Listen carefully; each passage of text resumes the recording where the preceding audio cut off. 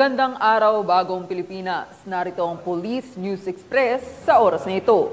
Sinampahan na ng DOJ o Department of Justice ng qualified human trafficking cases ang dismissed mayor ng Bamban Tarlac na si Alice Guo at ang iba pang kasamahan nito sa Pasig Regional Trial Court.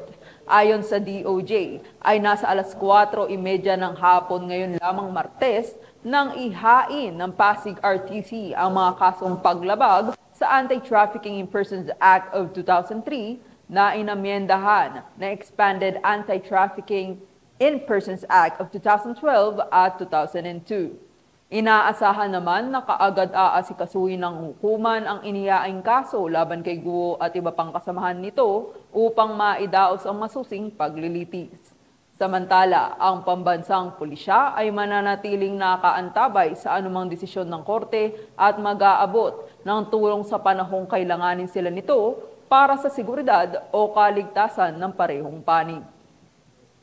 At para sa iba pang napapanahong balitang pampulisya, laging tumutok sa Police News Network.